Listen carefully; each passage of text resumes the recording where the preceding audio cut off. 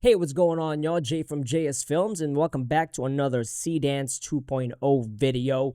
This thing is going viral like up the yin yang because it's so good. Anyways, we're gonna be testing two things mainly. You're probably gonna notice a lot more like rain and stuff like that. But what I wanted to do with this test is test out anamorphics because I love anamorphic, but I was too broke to ever own one or rent one. So, can it do anamorphic look? And secondly, how does light fall onto the characters that it generates? So I'm going to play this back all throughout, and if I have to pause it, I'll just pause it, and we'll kind of talk about it a little bit. And I'm in Resolve right now, by the way. I just had to turn it up just a tad as far as brightness goes, so that, with YouTube compression, you can actually see, because some of the scenes are dark, because I wanted to test, like, light and shadows and things like that. So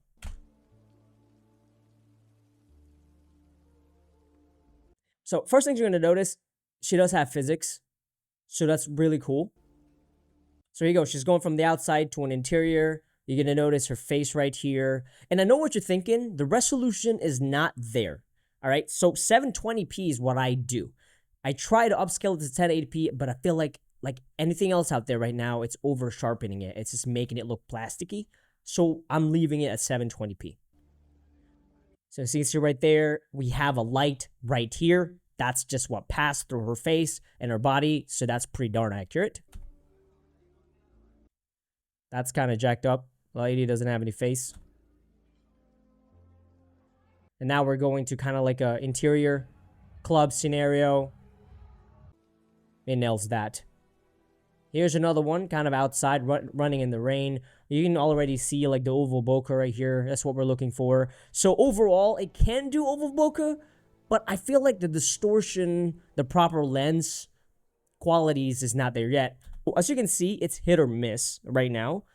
These bokeh right here, the depth of field are circular.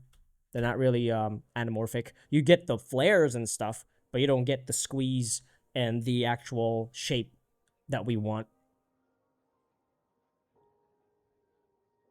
Nice rack focus there. So this one's kind of creepy because I didn't specify what I wanted the person or the AI character to do. And so I just said like, hey, I want this lady walking forward and I'm tracking back and have her look at the camera. And that's what she did. And it created this creepiness. There's a little nice flare there, like right there. Ooh, you even get a little bit of lens flare. Blue. Ooh, my goodness.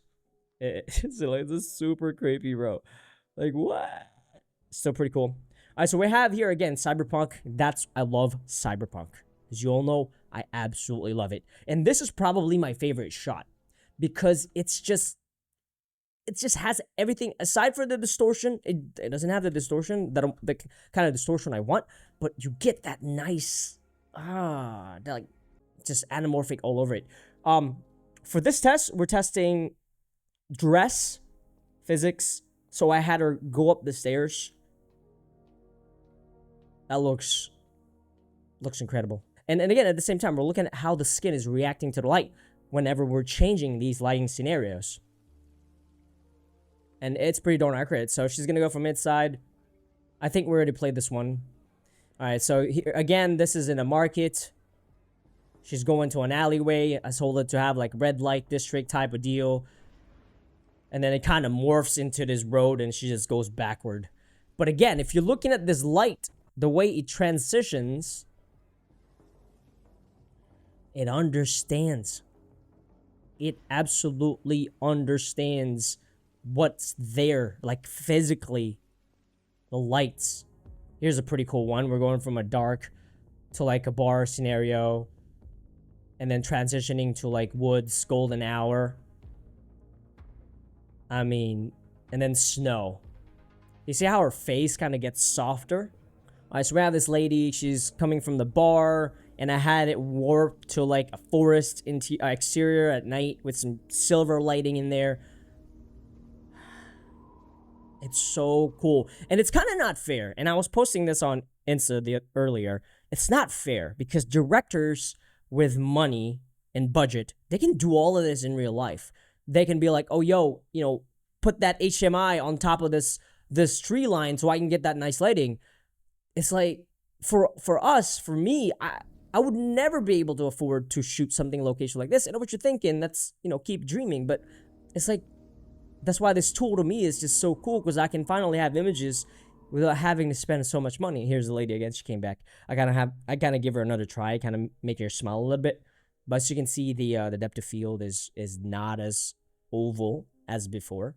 She doesn't look as creepy now. Still kind of creepy.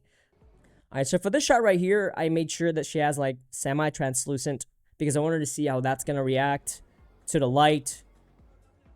I mean, those reflections, man. You go, she's walking through that red light. Now she's getting that red light. Oh, guess what? It was a neon sign. It's just absolute bonkers. And she goes to the street. All right, so for this next test, it's going to be a city, but with a motorcycle in the rain and stuff like that. So let's check it out. Now, again, it's deciding where to cut. I only saw one mistake right here. This arm should be on the opposite side of that.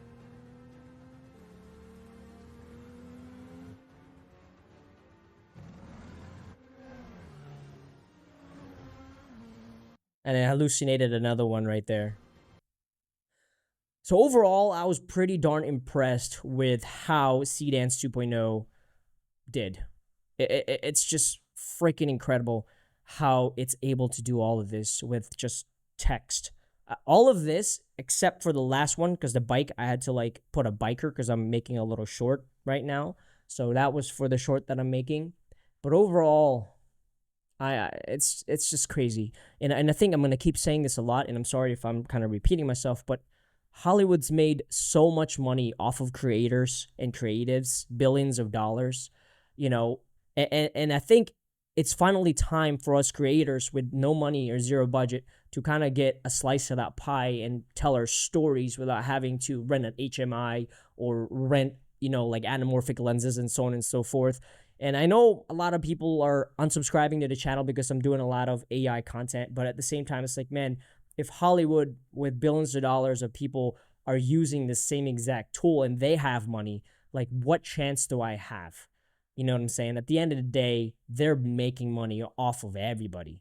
So I think we will have to pivot, especially if you're making money from this industry and not just like a hobbyist like me. You're going to have to pivot, because in 1 to 2 years, because again, this right here, this tool right here is the beginning of a new era.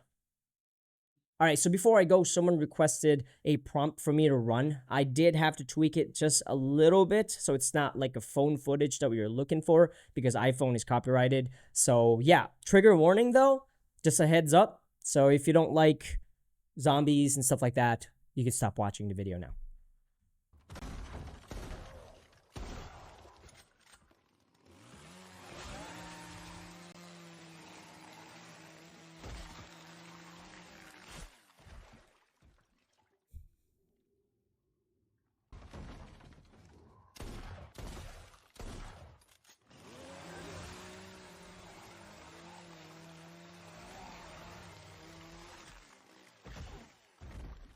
All right, I know the lighting was not what you're probably thinking, but you know me, I just love like atmosphere and stuff like that, so I changed it up just a little bit. So with that said, please do like this video, because there's a lot more people making content on Seedance 2.0. So yeah, I need your help, and hopefully one of these videos would go viral. Peace out.